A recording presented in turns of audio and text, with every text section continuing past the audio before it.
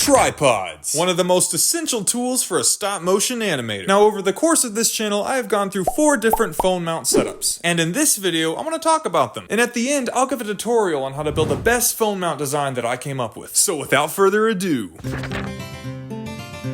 the very first phone mount I used was a standard tripod. I bought an iPhone attachment for it and I was good to go. I used this for quite a while, but there were a lot of issues with this setup. Because it was so big, I had to lean over it the whole time while I was animating. And that also made it really easy to bump. So I eventually get fed up with this and decide it's time to move on to another setup. Now, I wanted a way to put my phone on the table. This way I could get the camera much closer to the set, I would have a lot more freedom with camera movement, and I wouldn't have to hunch over while animating. And that's when I was introduced to the Lego phone mount. Now, when I saw how simple this design was, I knew I could make one myself, out of cardboard. I consider myself a pretty skillful cardboard craftsman, so I thought I could design myself the perfect cardboard phone mount based on a simple Lego design. And here's what I came up with.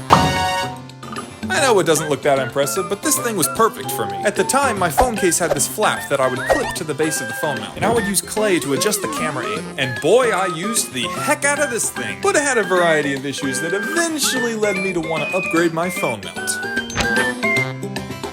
So the biggest problem I was having with the cardboard phone mount was because of the way the case clipped to the mount, I was limited in how close I could get the camera to the table. I also wasn't really happy with the method of adjusting the camera angle. I wanted something more consistent. I was originally going to make a second cardboard model, but the more I thought about it, the more I realized how much more precise a Lego model would be. So I built my first Lego phone mount using mostly Bionicle parts, and I was pretty dang proud of this thing. I got a different phone case so I could rotate the phone to get the camera closer to the table, and the Bionicle joints allowed for a much more consistent range of motion. But this was more of a prototype, which brings us to my final phone mount design.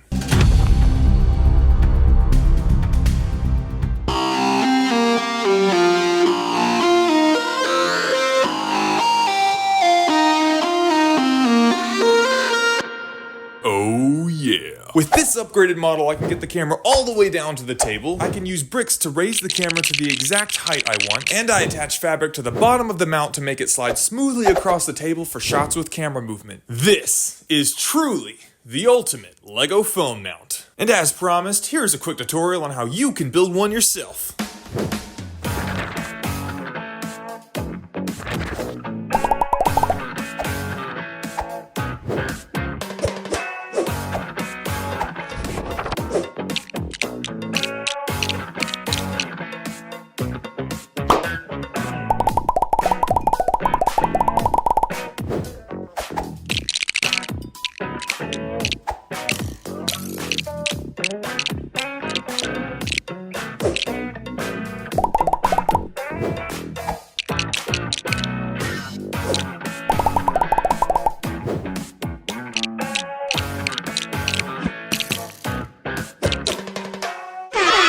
Like I said, this phone mount is amazing. I mean, not to pat myself on the back, but...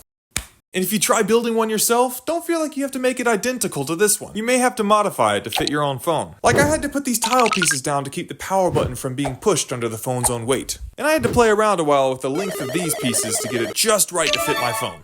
So, if you're an animator looking to get a new phone mount for your stop motions, I highly recommend giving this one a shot. And if you don't have all the right pieces to build this exact model, then try designing your own. And who knows, you might come up with a better design than mine.